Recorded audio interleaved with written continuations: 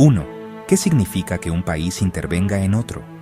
Intervenir significa que un país, generalmente uno con mucho poder o influencia, decide involucrarse de manera directa en los asuntos internos de otro país, con el objetivo de modificar o controlar su rumbo político, económico o social.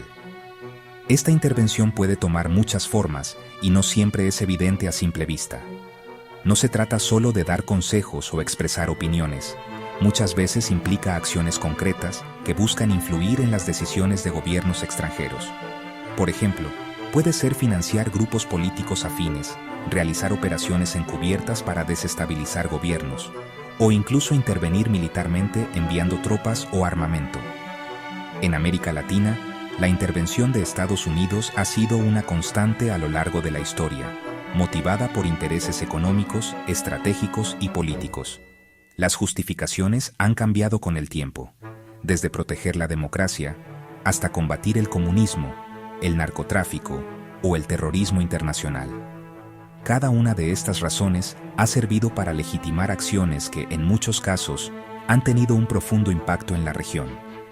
Sin embargo, casi siempre, el resultado ha sido la pérdida de soberanía nacional, el debilitamiento de las instituciones locales y graves consecuencias sociales y políticas para la población. Estas intervenciones han dejado tras de sí dictaduras, guerras civiles, crisis humanitarias y sociedades profundamente divididas. Además, han generado una desconfianza persistente hacia Estados Unidos y sus intenciones en la región. Comprender este patrón de intervenciones es fundamental para analizar la historia latinoamericana y entender los conflictos y desafíos actuales que enfrentan estos países.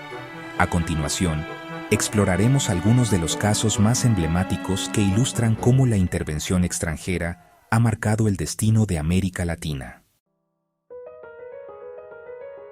2. La doctrina Monroe y el Gran Garrote. La doctrina Monroe, proclamada en 1823, advertía a Europa que América era para los americanos. Lo que empezó como defensa contra Europa, pronto se transformó en justificación para la intervención estadounidense. A inicios del siglo XX, la política del Gran Garrote de Roosevelt convirtió a Estados Unidos en el policía del continente. Empresas como United Fruit Company se beneficiaron, influyendo en gobiernos centroamericanos y asegurando que nada afectara sus intereses. Así, la soberanía latinoamericana quedó subordinada a los intereses comerciales de Washington. Esta mentalidad de patio trasero sentó las bases para un siglo de intervenciones. El resultado, una relación conflictiva y cicatrices que aún persisten. 3. El miedo al comunismo como motor de la intervención. Tras la Segunda Guerra Mundial, la Guerra Fría convirtió a América Latina en campo de batalla ideológico. Estados Unidos veía cualquier movimiento de izquierda como amenaza comunista y justificaba intervenciones agresivas. La CIA desestabilizó gobiernos y apoyó dictaduras anticomunistas, ignorando violaciones a los derechos humanos. El miedo al efecto dominó llevó a financiar propaganda, golpes de Estado y ejércitos represivos. Así, la democracia fue sacrificada en nombre de la lucha anticomunista. El resentimiento y la contradicción marcaron a la región. Los casos de Guatemala, Chile y Nicaragua son ejemplos claros de este patrón. 4. Dos caras de una misma moneda. Guatemala, 1954. El presidente Jacobo Arbenz impulsa una ambiciosa reforma agraria, buscando devolver la tierra a miles de campesinos guatemaltecos. Esta medida afecta directamente a la poderosa United Fruit Company, una empresa estadounidense que controla vastas extensiones de tierra y domina la economía local. La United Fruit Company, temiendo perder sus privilegios, presiona al gobierno de Washington. Pronto, la administración estadounidense acusa a Arbenz de comunista, alimentando el miedo en plena Guerra Fría y justificando la intervención. La CIA organiza un golpe de Estado, derroca a Arbenz, instala una dictadura militar y desata una guerra civil que durará 36 años, dejando profundas heridas en la sociedad guatemalteca. Años después, en Cuba, 1961, la CIA intenta derrocar a Fidel Castro mediante la invasión de Bahía de Cochinos. Exiliados cubanos, apoyados por Estados Unidos, desembarcan en Playa Girón, pero la operación fracasa estrepitosamente. El fracaso de la invasión fortalece a Castro, quien se acerca aún más a la Unión Soviética. Esto provoca la instalación de misiles soviéticos en la isla y desencadena la crisis de los misiles de 1962, llevando al mundo al borde de una guerra nuclear. Guatemala representa el éxito trágico de la intervención extranjera, con décadas de violencia y sufrimiento. Cuba, en cambio, muestra el fracaso que casi provoca una catástrofe global. Ambos casos revelan el altísimo costo humano y político de la injerencia externa. Miles de muertos, familias desplazadas y sociedades marcadas por el miedo y la desconfianza. La intervención extranjera puede cambiar el destino de un país en cuestión de días, pero sus consecuencias se sienten durante generaciones enteras. Son dos caras de la misma moneda: control y caos, poder y sufrimiento. La historia de América Latina está marcada por estas intervenciones, cuyas huellas persisten hasta hoy. 5. Brasil, Chile y la Operación Cóndor. En los años 60 y 70, Estados Unidos jugó un papel clave apoyando golpes militares en Brasil y también en Chile, con el objetivo de frenar reformas de izquierda y evitar la expansión de ideas socialistas en la región. En Brasil, la dictadura militar se extendió durante 21 años, marcando generaciones enteras con represión, censura y miedo. En Chile, el golpe de 1973 derrocó a Salvador Allende e instauró el brutal régimen de Augusto Pinochet. Washington financió la desestabilización política y económica, reconoció a las dictaduras y apoyó la represión sistemática contra opositores, justificando sus acciones en nombre de la lucha anticomunista. La Operación Cóndor unió a las dictaduras del Cono Sur en una red coordinada de terrorismo de Estado, con apoyo logístico y de inteligencia estadounidense. Secuestros, torturas y asesinatos cruzaron fronteras, incluso llegando a Washington, D.C., donde opositores exiliados también fueron víctimas de la represión. La democracia fue sacrificada por la obsesión anticomunista, y la vida política quedó marcada por el miedo y la censura. El costo humano fue devastador. Miles de muertos, desaparecidos y décadas de dolor y miedo para las familias y sociedades enteras. La complicidad de Estados Unidos en estos crímenes dejó una huella imborrable en la historia latinoamericana y en la memoria colectiva. Hoy, la región aún lidia con las consecuencias de ese terror, luchando por la memoria, la justicia y la verdad.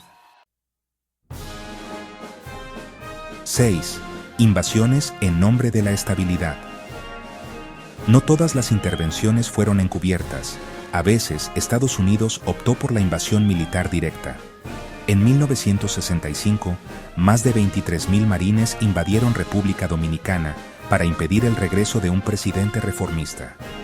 En 1983, la invasión de Granada derrocó a un gobierno marxista y fue presentada como defensa de la democracia. Ambas acciones aseguraron gobiernos pro-estadounidenses y mostraron la disposición de Washington a usar la fuerza. Sin embargo, fueron condenadas internacionalmente como violaciones a la soberanía. Estas invasiones dejaron claro que la estabilidad, para Estados Unidos, significaba control político. El uso de la fuerza militar fue una herramienta recurrente para moldear el destino de la región. El precio: vidas perdidas y legitimidad cuestionada. 7. Nicaragua, Panamá y la guerra contra las drogas. En los 80, la Guerra Fría reactivó la intervención en Centroamérica. En Nicaragua, la CIA financió y armó a los Contras para derrocar al gobierno sandinista, desatando una guerra civil devastadora. El escándalo Irán-Contras reveló la ilegalidad de estos apoyos. Con el fin de la Guerra Fría, la guerra contra las drogas justificó nuevas acciones. En 1989, Estados Unidos invadió Panamá para capturar a su dictador, Manuel Noriega, antiguo aliado y ahora acusado de narcotráfico. La operación destruyó barrios y dejó cientos de civiles muertos. Aunque presentada como liberación, la invasión fue vista como otra muestra de fuerza imperial. El patrón se repite: intervención, violencia y consecuencias duraderas. La lucha contra las drogas se convirtió en la nueva excusa para intervenir. 8. Haití y la reciente intervención en Venezuela. Tras la Guerra Fría, las intervenciones continuaron, adaptando sus justificaciones. En Haití, Estados Unidos ocupó el país varias veces y en 2004 forzó la salida del presidente Jean-Bertrand Aristide en medio de una crisis. El papel de Washington fue ambiguo, pero decisivo en el cambio de gobierno. El caso más reciente: Venezuela. En enero del 2026, tras años de presión, Estados Unidos lanzó un ataque militar, capturó al dictador Nicolás Maduro y anunció una transición democrática bajo su control. La narrativa: lucha contra el narcoterrorismo. El debate sobre la soberanía y la legitimidad vuelve a encenderse. La historia demuestra que la intervención sigue siendo una herramienta vigente de los Estados Unidos. 9. Un legado de desconfianza y las cicatrices del presente. El patrón es claro: Estados Unidos ha priorizado sus intereses sobre la soberanía latinoamericana. Las justificaciones han cambiado, pero el resultado suele ser inestabilidad, violencia y gobiernos afines a Washington. Los supuestos éxitos no compensan el daño: guerras civiles, dictaduras y violaciones de derechos humanos. El legado más profundo es la desconfianza y el resentimiento hacia Estados Unidos. Para muchos, no es un faro de democracia, sino una potencia que ha pisoteado la región. Hoy, con la intervención en Venezuela, la historia sigue abierta. El debate sobre legitimidad y soberanía está más vivo que nunca.